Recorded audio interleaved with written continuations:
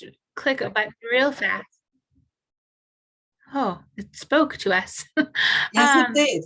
Got it. What was that? No, I just got this little, whether I wanted to leave the meeting or accepted that it got recorded. Oh, sorry, everybody. New feature. Thanks for joining us tonight. My name's Corey, and I work at the Bozeman Public Library. And tonight we have a librarian coming to us live from 2:30 in the morning. Susan is Danish, and she is going to come talk to us tonight about Hygge, which I probably horribly pronounced, and some of the history and traditions. And then we are welcoming questions. So if you have a question and you don't want to interrupt, just put it in the chat box and I will interrupt for you, or feel free to ask your questions to Susan as she goes. But thanks for joining us tonight with this cold weather. Susan, I don't know if you heard, but we got hammered with snow already. Oh. And it's been a chilly couple of days this fall. So I think everybody's got Hygge on the mind. So thanks for joining us tonight.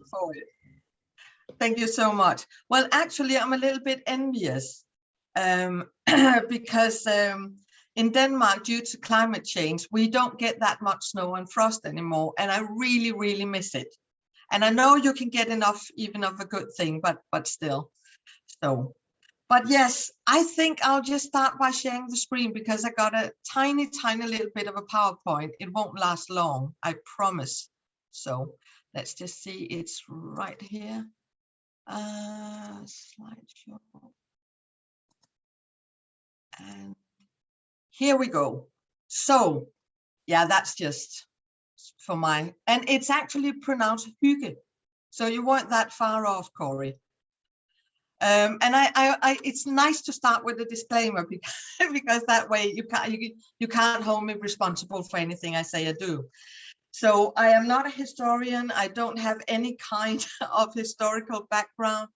I have a very mottled CV. I've done anything. I've watched elephants and sold books and been an archaeologist and stuff like that, but still. So what I'm going to say tonight is my personal take on stuff.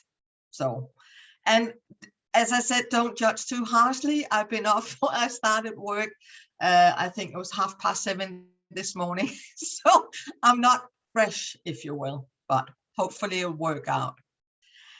And for you guys, where the heck is Denmark? Because as I just told Corey, Denmark is a ridiculously small country.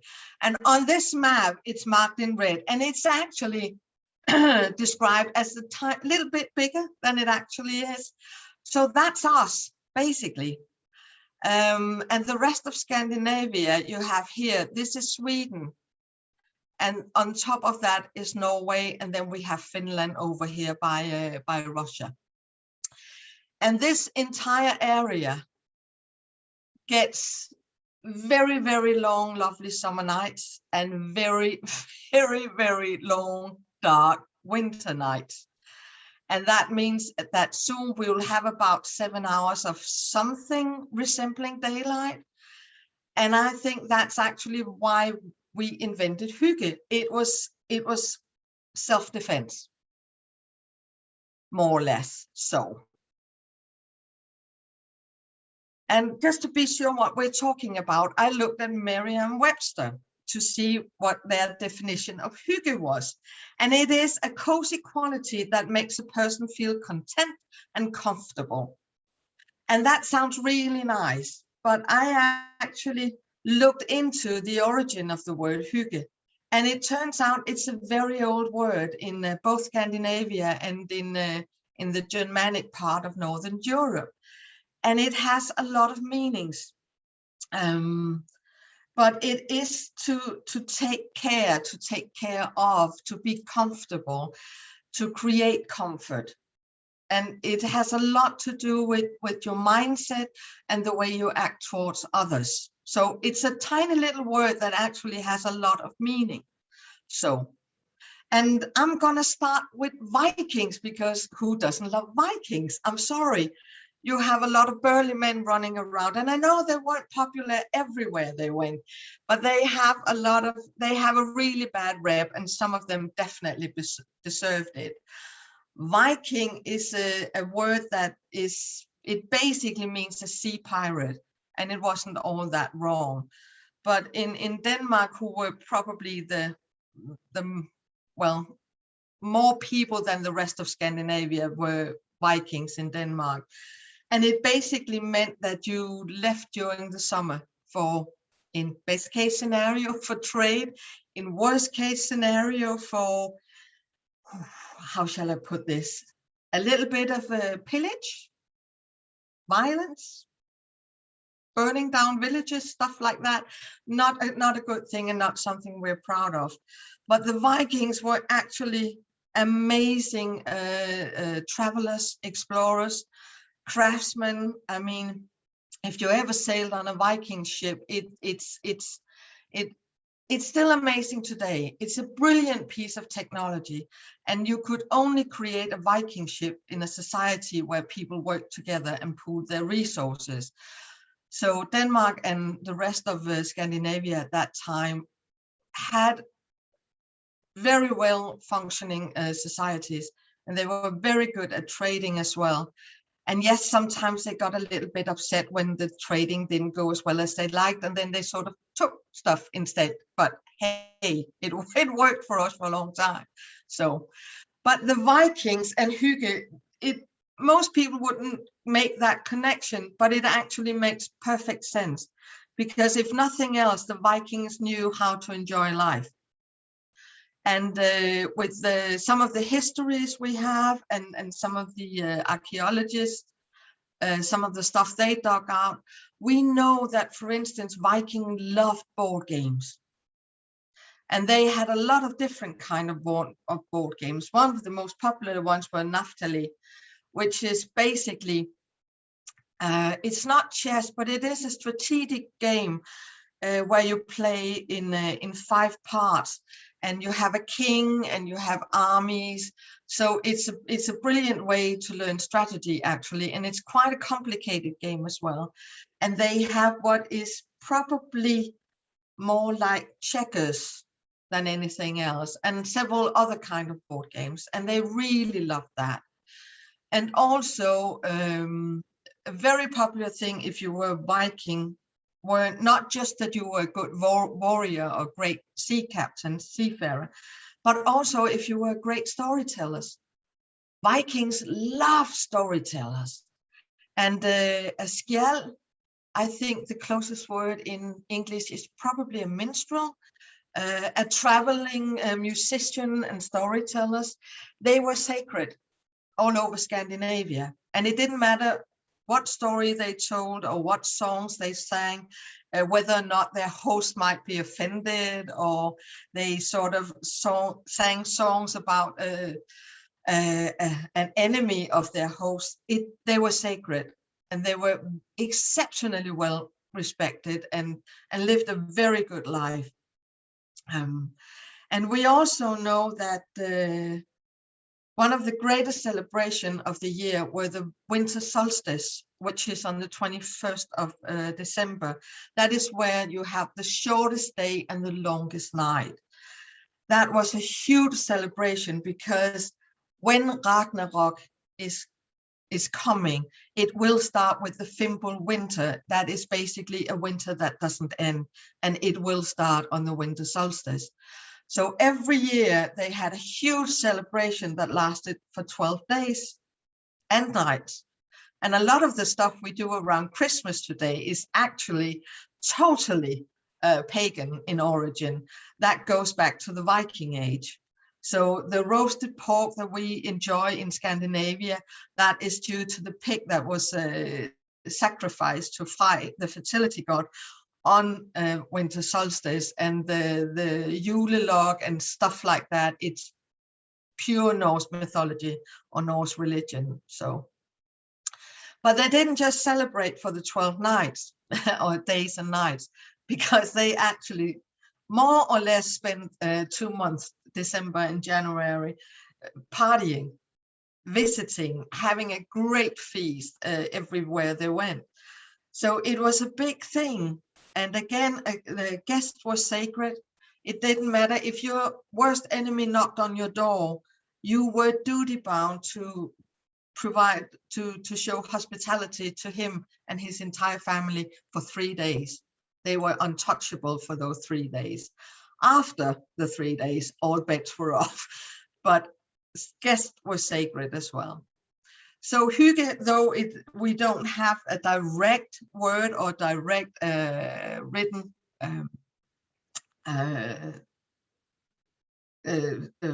source for it, we know it played a big part, a huge part. Vikings were raiders during the summer, some of them, but most of them stayed at home and were farmers and fishers and so forth. And as any farmer knows, winter is one of the few times of the year where you can actually relax and hang out. And there's not that much to do. And the Vikings really knew how to take advantage of that. So yeah, the Vikings were great at hygge. So how exactly did we go from this to this?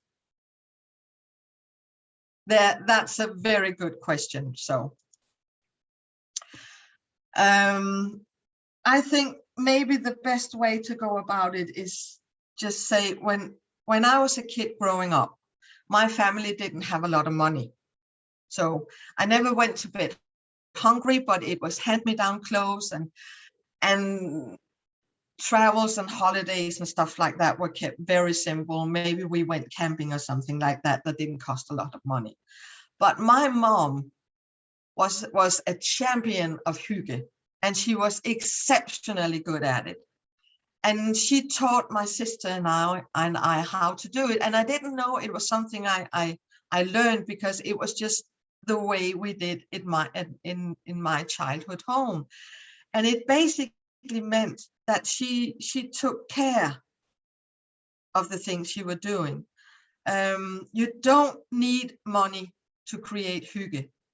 And I know today, in the past, 5 years or so, I've seen so many advertisements for hygge, and you always have to buy something.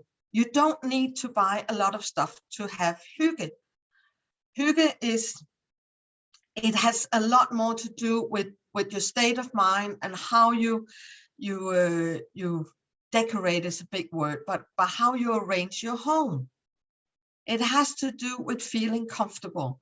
And the core of it is actually feeling comfortable in your own skin. So that meant that we didn't have a lot of money. We didn't buy expensive food, but it was well prepared. And we always sat down and ate together. And my mom always made sure that there were candles or tea lights and flowers, plants of flowers. And yeah, they can be expensive, but a lot of the stuff you can actually just go out and pluck. All along the roads or wherever, or in the forest, she always made sure we had something on the table. And it makes a difference. I had my sister over for dinner the other day. We live very close together. And I had been for a walk in the forest the day before, and I collected some of those really beautiful autumn leaves, with the glowing reds and orange and yellow and a few green ones, and just put them on the table. And it looks lovely with a couple of candle lights in the middle. It doesn't take a lot. Hygge has a lot to do with the small things, the small stuff. But yeah, candles and tea lights, that is a necessity. As a Dane, well, we are the world's largest users of candles and candlelight. We are the world champions, actually. If you see what is sold and compare it to, I think we are like 5.6 million people in Denmark. We are way ahead of the field. We use that a lot. Oh, and a little tip, when you get to be my age, I look so good in candlelight. I mean, electric light is horrible, but candlelight, that's good. That works. So, yeah. So hygge for me has a lot to do with what you surround yourself with.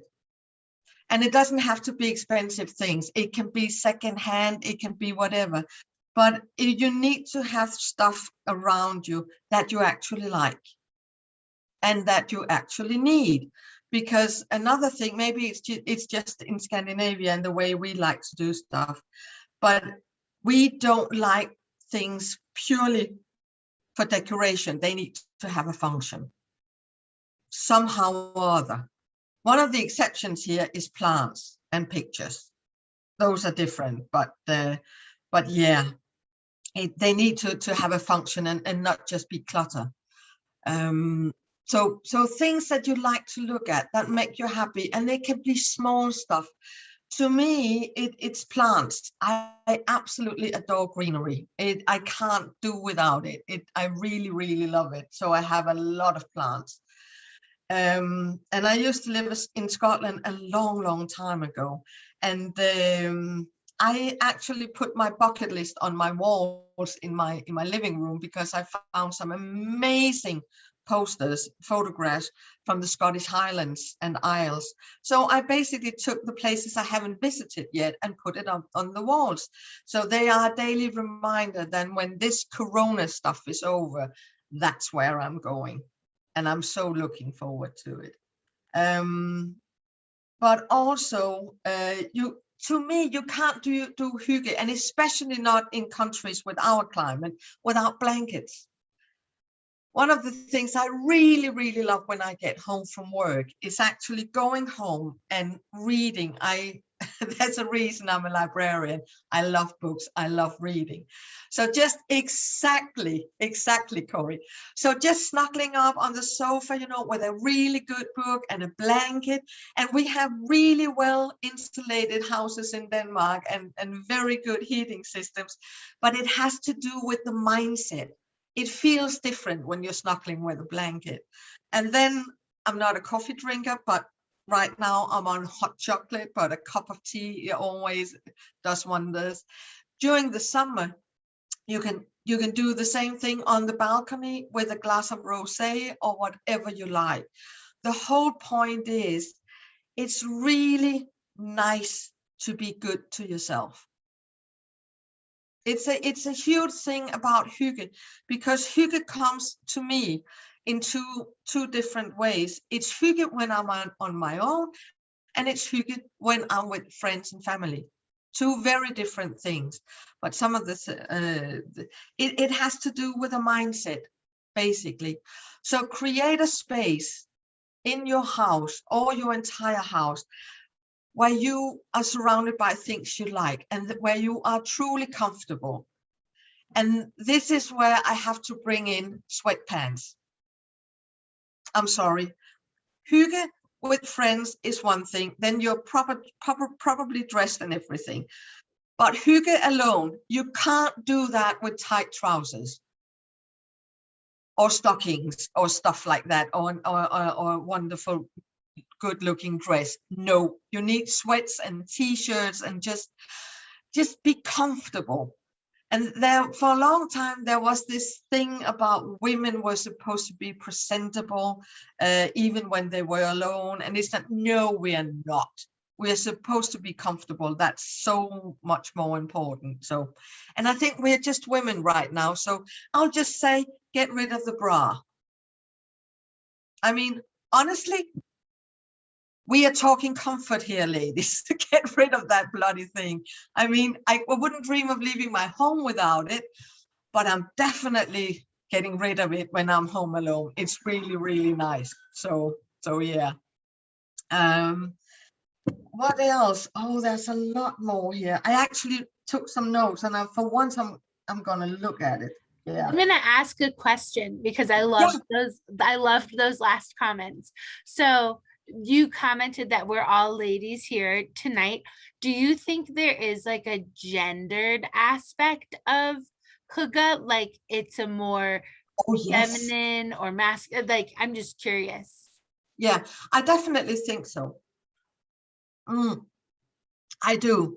Men can do it as well, but I think as women, it's probably a cultural thing, because we've been stuck with the responsibility for the home, for the base, for the children and stuff like that. So all the smaller stuff in the immediate environment has sort of been our responsibility. And also, still to this day, if you are female, you are kind of responsible for everybody else's well-being around you. Honestly, it's still that way to a certain degree. So yeah. So I think there's definitely a question about gender there. Also, and that's why I said it is so important to take good care of yourself. As women, we are, to a certain degree, it may be more in the States than it is in Denmark now, but to a certain degree, we are, as I said, we're kind of responsible for everybody else. So we take care of the children, we take care of the husband, we take care of the family and the friends. And if there's anything left, then it's those 10 minutes before bedtime we have to ourselves. I mean, for a lot of us, that's just the way it is. At least it was when my kids were small. And that, honestly, that's not good enough. You can't be expected to take care of everybody else if you don't have if it's not legitimate to take care of yourself as well. I think it's hugely important. And I saw it with a lot of my colleagues and friends during Corona who had stay-at-home kids. And suddenly they were responsible for the children's schooling, for the family well-being. They needed to take care of their own full-time job as well. And I think for a lot of women, this lockdown periods have been utterly horrible and a really great strain. And it hasn't been that way for everybody. I'm quite sure of it, but I'm also sure for some women, this has been really, really hard. And again, they put themselves last. And you can do that for a period of time, but it's not fair. And it won't go on forever, because nobody can do that. You can't keep giving and giving and giving without getting something back in return. So yeah, I definitely think it's a gender thing. And maybe, oh, this is such a stereotype, but maybe women are better at details and more observant. I'm not supposed to say this. I don't think it's politically correct, but I think it's statistically correct. So yeah, so I'll just go with it. So yeah. But again, this whole, I think, Hygge, I said when you're alone, not lonely. Lonely is a very different thing from being alone, because I'm very extrovert and I love being out, meeting friends, having parties, but I also love being alone when it's on my own terms. There have been periods in my life where I was a bit lonely, and I'll be honest, during the lockdown, I thought the last few months, they weren't that funny. I mean, oh, it was dragging out. I thought it was really harsh at the end. So, but I was lucky. I have my family close by, so we could still see each other. I met friends. We did a lot of walks outside because that was doable and safe. So yeah. But Hygge, that you do alone is on your own terms, and that has to do with creating a space for yourself. And when I say space, I also mean time. That you know that the next hour, that's mine. I can sit and read, or I can take a long bath, or I can do whatever I want, go for a walk. This is me. This is me time. And get rid of that guilty conscience because, oh, but I could do the laundry and the dishes, and what about dinner? And there was something tomorrow. Just get rid of that and just accept that you have a right to your own time. That has a lot to do with Hygge, that you create, that you carve out this time for yourself, preferably every day. It is important. And then you have Hygge with your friends and family, and that is something completely different. I think one of the first things to get rid of is status.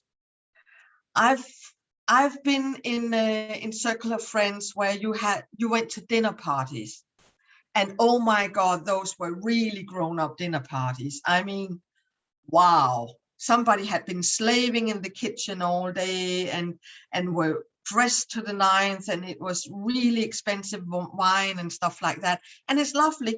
I like it and I appreciate it, but it's not hygge. It's not this laid back, relaxed, the way you can do it with friends you're really close to. And my definition of well, I have several definitions of friends. One of them is a friend will help you move, but a good friend will help you move a body. So, yeah, I probably shouldn't say those things out loud, but but also friends are people with whom you can be ugly. I mean, you don't need to dress up or put on your face or do your hair or stuff like that. You can just show up in your old comfortable jeans and a sweatshirt or whatever.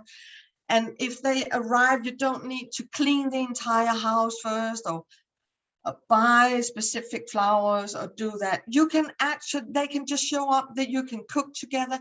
You can do a potluck, which is amazing because I hate cooking. I can do it and I never killed anybody, but it's so much nicer when you do a potluck and people just bring stuff or you make food together. So this really low key, where the focus is actually on being with people you like and care for. That's amazing. That is hygge. That means a lot. Or just play board games or hang out. I mean, I have film nights here where my children and some of their friends are here as well. We don't have enough room, doesn't matter. So the younger ones, they just lie about on the floor, and we old ones have the sofas, and we do popcorn and Coke and coffee and wine, and it's just lovely. It's comfortable and everybody is relaxed.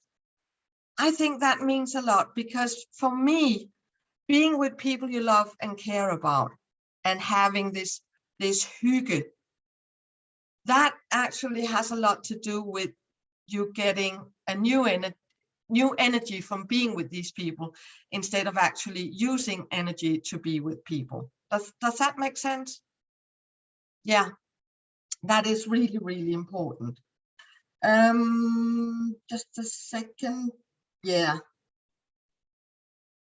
I think that was, I need to be careful with the time because I can talk for hours and hours. So yeah. So I have just a few, 2 or 3 more of these. Just a second. Yes. We came to here, and this, I thought I would make like an emergency kit so that you could do it quickly if you needed it. And hopefully you can see everything, that you don't have this stupid bar here.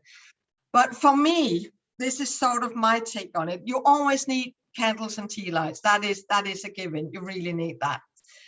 And for me, it's books, chocolate, plant flowers, tea, coffee, hot cocoa, wine, chocolate. You can't get enough of a good thing. And the whole blankets, pillows, duvet, you need to be really comfortable, and music. And all you need for hygge, when you're not alone, that is basically people you care about. This is not where you feel like you need to invite your colleague or your friend's friend or your mother-in-law or somebody you don't really, really feel comfortable with. This is just people you can really be laid back with and don't have to put on a front. And just any food or beverage. For a long time, when I was a student, I didn't have any money, but people knew I had tea and coffee, and anything else they just brought themselves. And it was lovely. It was some of the best times of my life. And sometimes we kind of went down to 3 or 4 in the morning, but that was it. But chocolate is always good. Always. Chocolate is amazing. Yes, time. I was trying to be a little philosophical around it, because hygge has a lot to do with time. And this whole making it legitimate, this is my time. I don't care that I need to do the laundry or dishes or whatever. This is my time. I'm going to sit down. I'm going to snuggle up with my blanket and read a book or watch an episode of my series on Netflix, whatever. And then I got to thinking that your time, none of us know for how long we are here. Your time is actually the most expensive thing that you can give to other people. It's the most valuable. It's the best thing you have. That is your time. And spending that with other people, that is kind of amazing in a way. So time and care. Care is really, really important. And that's the little stuff, as I said. When you're preparing a meal, just spend not just 2 minutes more to present it so that it looks nice, or have some candles on the table. Make sure everybody's actually sitting and can look each other in the eyes. There is a really harsh rule in my place: no screens while we eat. That means no television, no phones, nothing. It's a big no-no. We are eating together, spending time together. It's important. And sometimes I think we need to relearn that, because those bloody screens are with us everywhere, all the time. So, yeah. That was it. You made it through.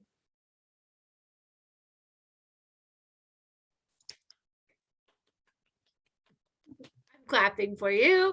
That was wonderful. If people have any questions at all, please feel free to unmute yourself and ask, or type them into the chat box. We've got some great comments of people laughing at home with your sweatpants comment, and somebody who had to leave early but said they'll hygge tomorrow. And then actually nice. What she said, and this is a good question, we'll have hygge, or we'll do, like, do we use it as a verb? Do we use it as a noun? Can we use it as both? Yeah, but then you need to crash course in Danish, because hygge is a thing, it's a noun.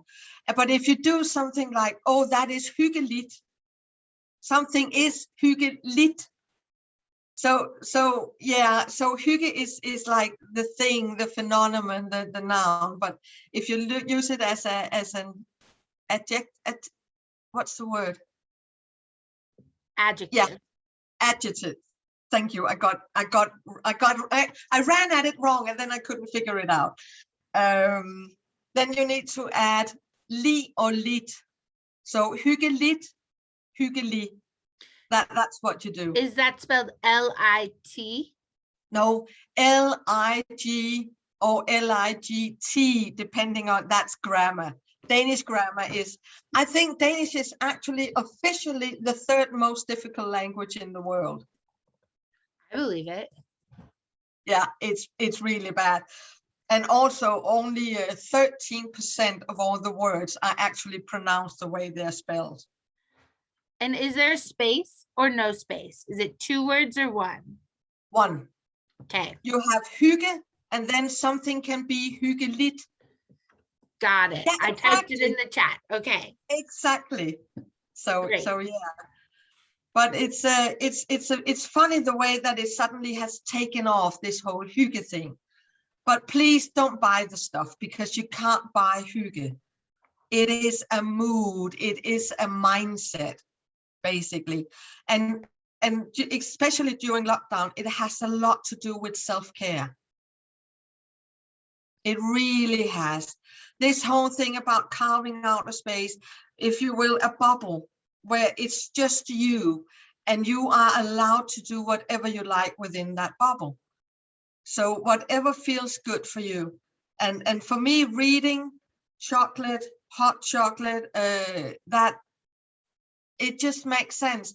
And the small stuff, you might not have a lot of money, but I bet you, if you use a couple of dollars on some beautiful red flowers or something and put them in the middle of your living room, they're going to brighten up your days for a week. It makes a difference. The small stuff. Or instead of just saving, the good china that you inherited from your nan, don't do that. Use it. or that lovely blouse that you only worn twice in 5 years because it's your good blouse. No, wear it. You might get run over tomorrow. That would be a bummer, wouldn't it? Yeah. But honestly, do the things, use the things that makes you happy, that sort of adds quality or value or just joy to your day. Small stuff.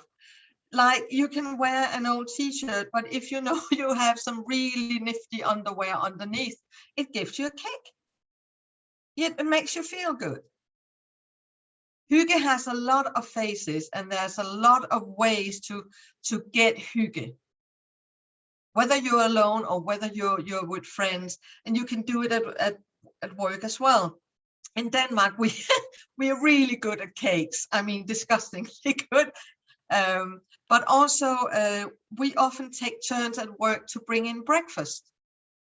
Some good buns or rolls or whatever, and we sit together and eat second breakfast. We're a bit like hobbits, actually, that way. So, but it's really nice because when you're eating with people, when you're literally breaking bread, it does something to our whole mindset. And you're feeding your body. Your body is really happy with you when it gets fed, especially if there's chocolate involved. And it does make a difference. So this whole, don't be, one of the things I've learned as I've grown older, I'm 57 now. I've been so mean to myself for so many years. And I've become so much better at being nice to myself.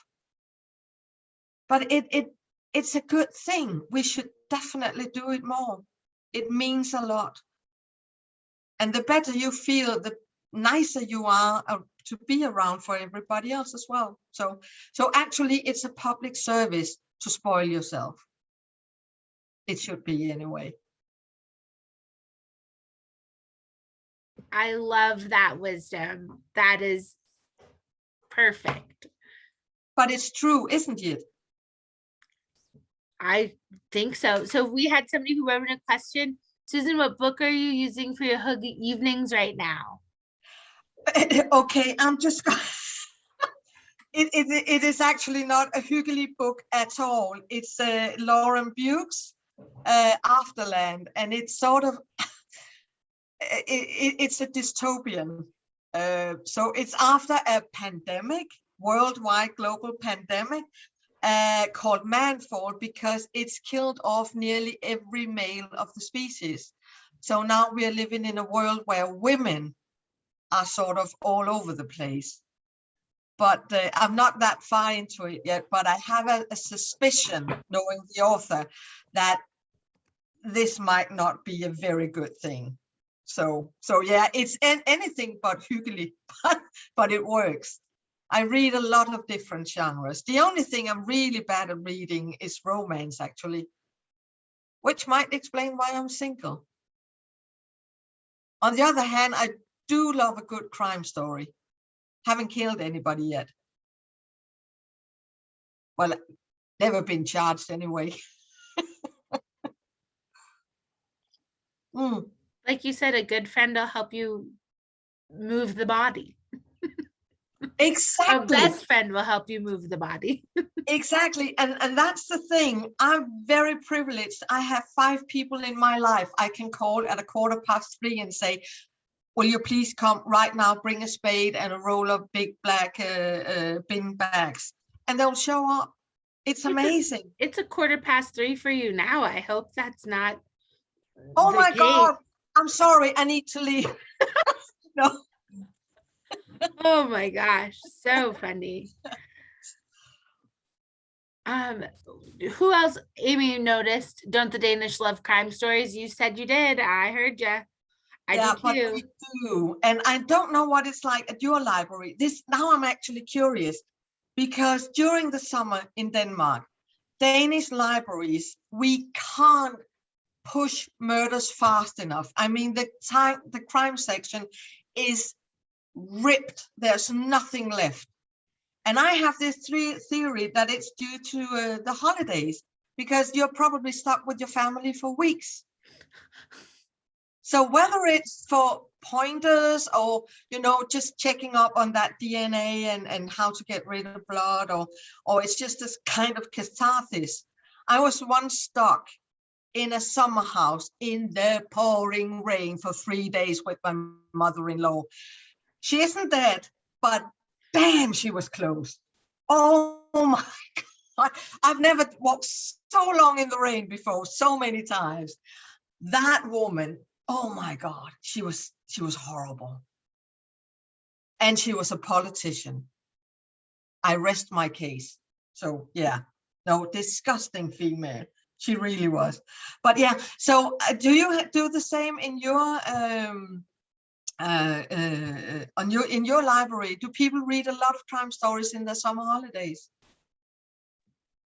I don't know if they're doing it more in the summer holidays, or if like right now when it's starting to get dark earlier and people really get into like the spooky season, and then you want to So read yeah, like crime horror. story, mystery, horror. We have a display right now of like all of these haunted Montana and ghost Great. paranormal, and they're flying. So I don't know if it's, but there's a ton of great crime fiction that I think goes out year round. And then there's the real weirdos who like me, who Absolutely. like the true crime. It's terrible, but Yeah. morbidly fascinating. I have to admit, I don't do true crime. Not that I'm that I minded it, but I just think I really love fiction. I think fiction can make you wiser in a lot of ways in regards to other people, and it kind of trains your empathy because you learn to walk in other people's shoes through fiction, and I think that's amazing. But I have to say, one of the only time actually I've really been scared of flying was going to New York, because suddenly I realized we flew over Maine. I'm a Stephen King fan. I am not ever putting my feet down in the state of Maine. No, thank you so much. No effing way I'm doing that. I was really scared. And the thing is, if I ever go to Maine, I will know what an ordinary town looks like, the hardware store and the drugstore, and I would know, but I would also know what's behind it. No way, Mr. King, I'm not going to Maine, ever, ever. Nope, not gonna happen. He doesn't work for the Maine Tourism Board. So somebody asked in the chat, wondering how the history of hygge in your country has shaped your community to be more open and accepting of taking time for yourself that isn't productive. We always think we need to fill up every second doing something, and if we're not doing Exactly. something, we must be lazy. So do you have any Yeah.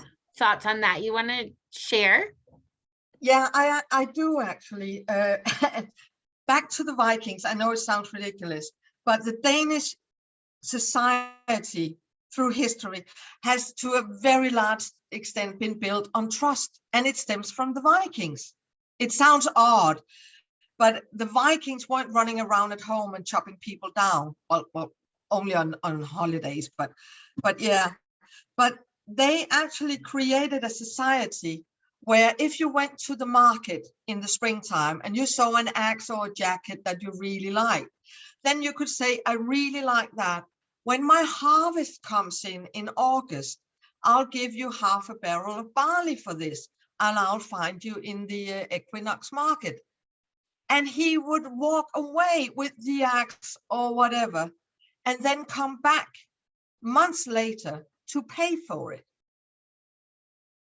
Still to this day, if you're driving around in Denmark in the rural areas where all the farms are, you will have those little booths by the wayside where you can find potatoes and cherries and flowers and stuff like that, whatever they grow. And they are in nice little bundles with a price tag on it. And then you stop and you get your potatoes or your apples or whatever, and then you just put the money in the tin or pay by mobile pay on your phone, and then you go on your merry way. You still do that because there is a very, very large degree of trust in Denmark. We expect other people to behave and to keep their word and to pay the amount that was agreed upon, stuff like that. It still works in Denmark. We still have that. That was a very long way of coming round to, and that trust is also reflected in our work life. We don't have a lot of bosses in a Danish workplace because we expect everybody to do their job. That also means that people are very good at coming up with new ideas and new ways of doing their job better. And that means that for a very long time, we have a work week of 37 hours. We have 6 weeks of paid vacation a year. We have a year's maternity leave, 6 months with full pay, and the last 6 months for, I think it's about 80 or 90% of your pay. And now we just decided that some of those weeks are being earmarked for the father, so that he has to take some of it as well. So yes, we do have a very good work-life balance, and it means a lot. And in Denmark, it's very common that people say about 3 o'clock or something like that, I'm leaving now because it's my turn to pick up the kids.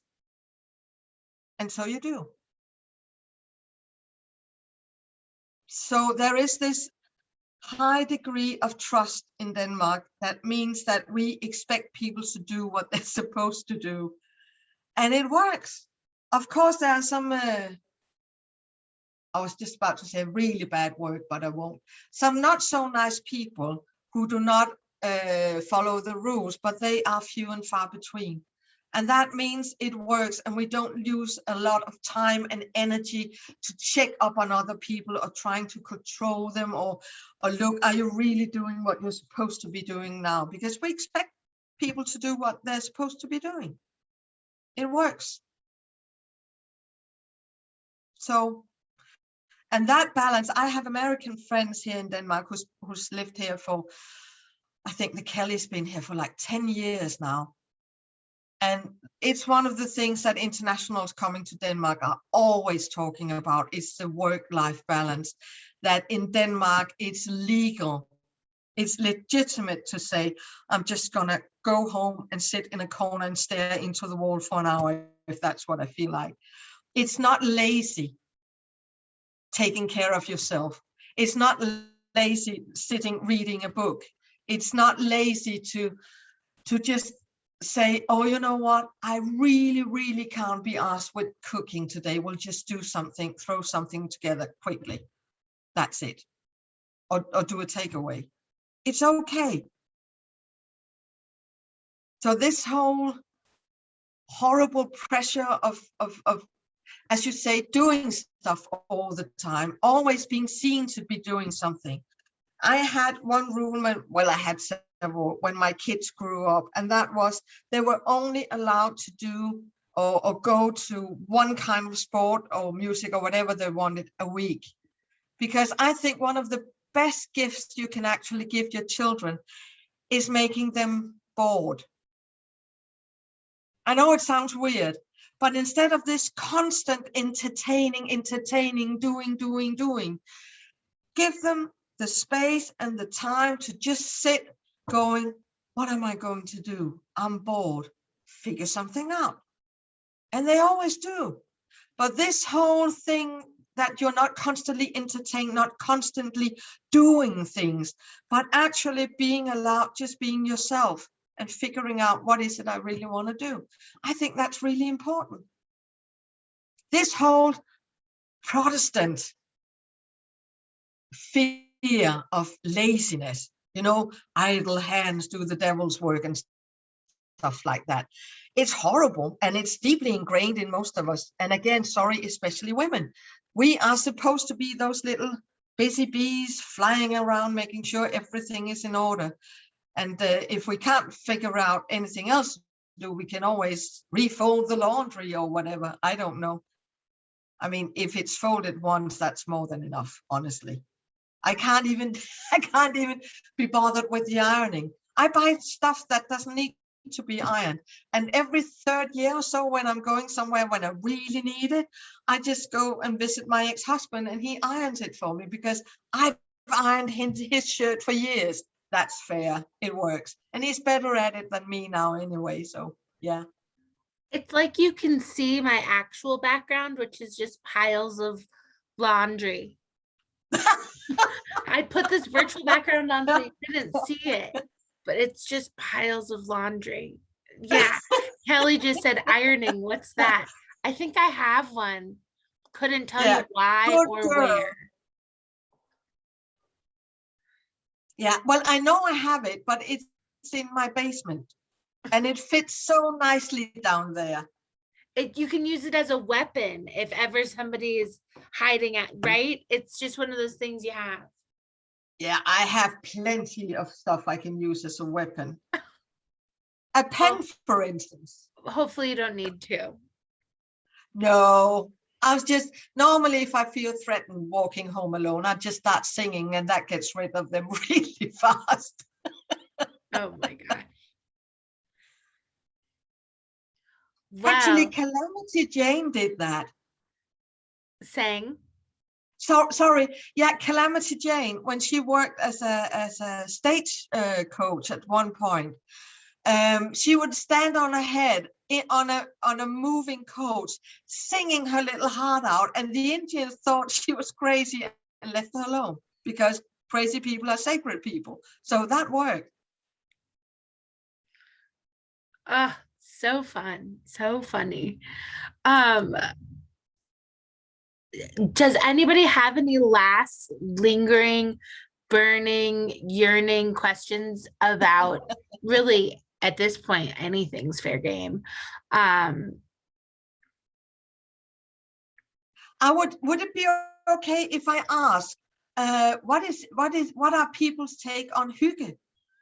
Because all of you must have something that you're looking forward to when you've had a shit day at work and you're tired and you're walking down back in the rain and you just go, for me, it's this, oh, in a little while and I'll be in my sweatpants and on the couch and a good book or the film that I haven't seen or whatever. What is it for you guys?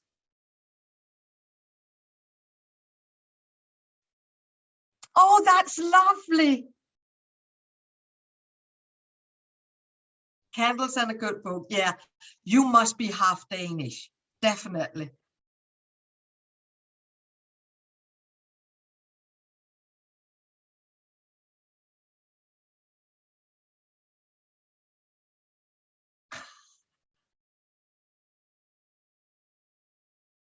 I need my glasses now. Sorry.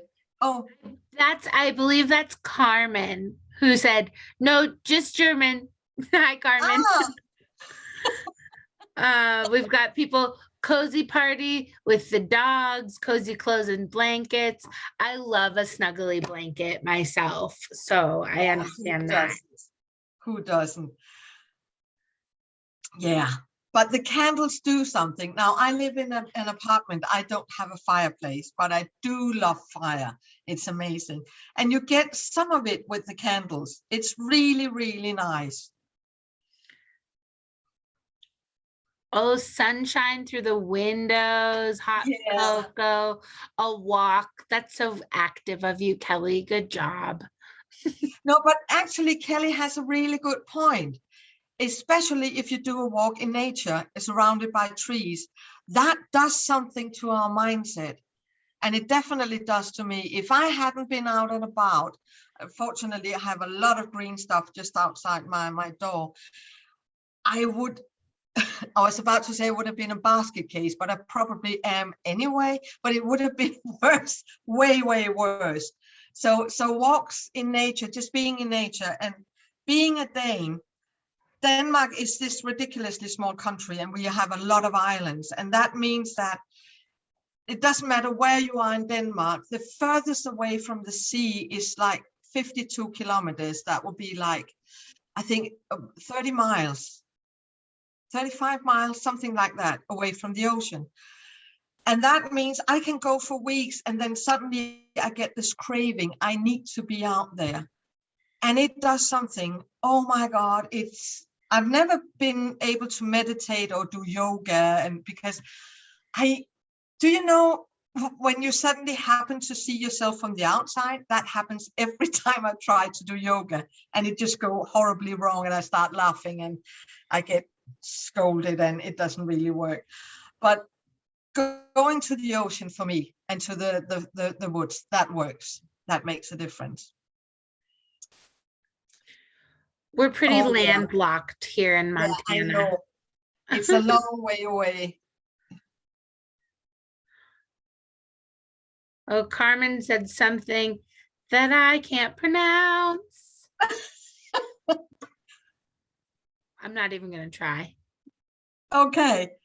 I might have, you know what? I'll just put on my glasses and look at the chat and see if I can. Creeks and rivers. Oh, yeah, they're beautiful as well. Ah, Købing Markstrand forever. Nice. Nordborg. Yeah, yeah, yeah. Oh, by the way, Carmen, I went to Hamburg a few weeks ago. I don't know if you've ever been. It's a very lovely city in northern Germany that is very close to the Danish border, actually. So yeah, it's a lovely town or lovely city. I really liked it a lot, and people were very nice, and they didn't get offended or angry about my really bad German. so that was very good of them, but really lovely. I had a lovely time. So yeah, I just knew you would have been to Hamburg.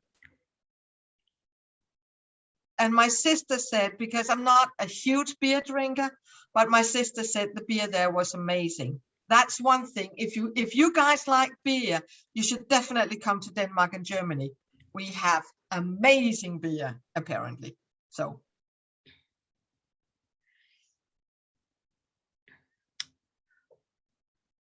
Well, any last questions for Susan, who's up so late past her bedtime?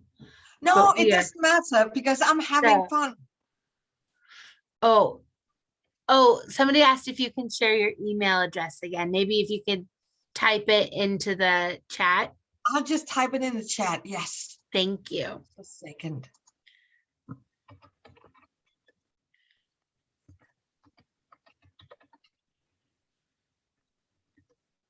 I'm just checking. Yes, that's the right one.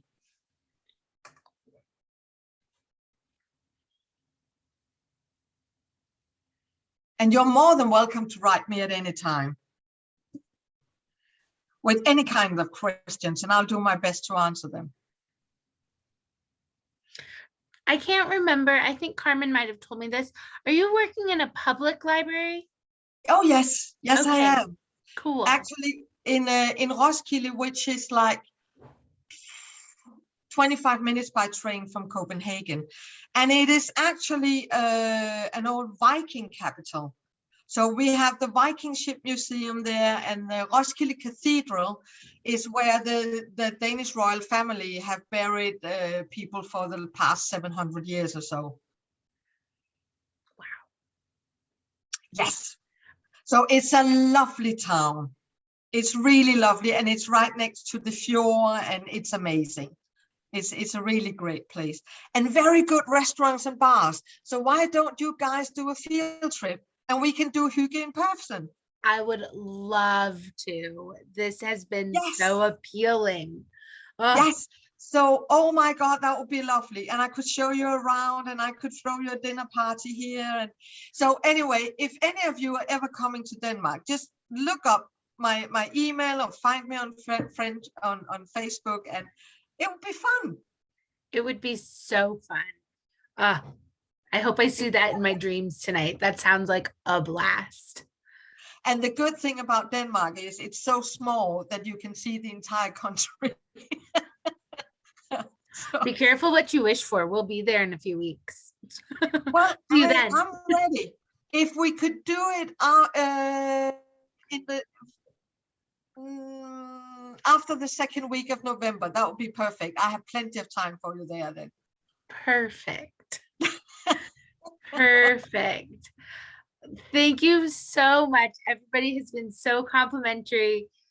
Oh, We are thank you. so grateful. This was so funny and so just charming and delightful. So I hope everybody's going to have a little hygge time either tonight or tomorrow or over the weekend. Remember chocolate. Oh, I think it's essential. Chocolate is, oh my God, we love to. Oh, and we have amazing chocolate in Denmark, actually. And we have licorice. Twist my arm. I'm there. Yeah, exactly. Oh my God. I would so love to show you around. You would absolutely adore being here. Are You we need to come. allowed? Sorry? Are we allowed yet? Yeah, I think, oh yes, I think you are. Oh, great. Wow. Yeah, because I won't say we don't have Corona in Denmark anymore, because of course we do, but it's not a problem at the moment. Even though we were very apprehensive when fall came, because we know that now we are moving indoors and stuff like that. But so far so good, because I don't want another lockdown. No, there And aren't I enough went to my bars in the world. yeah, and I went to my first concert on Friday, and it was amazing. Oh, so fun. Yeah, So fun. Thank you again so much. Everybody has the nicest complimentary things to say for you. that's very sweet, and thank you for having me. It's been, I know it's the middle of the night and stuff, and I'll pay for it tomorrow, but it was absolutely lovely. So we're so grateful that you can extend your humor and your expertise and really just give us all a little bit more. It's not something you can buy. It's a feeling inside. I love it. It is. It is. Don't buy stuff just because it says Hygge. Just divert, go another way around, find your own path. That's the most important thing. Come ask at the library. We have hygge cookbook ideas, Exactly. lots of different Scandinavian, Norwegian, all the good stuff. Plenty of ideas for ways you can create it yourself if you come to Yes. the library. And how to kill people and get away with it. We're very good at that. Oh, of course, but that's another section we don't talk about. Oh yes, that's another one. Yeah, right. Only in the summer. Okay. Well, Susan, thank you so much. Have a great evening and enjoy Friday. We'll be there tomorrow. That sounds good. Take care, everybody, and thank you. Thank you Bye-bye. so much.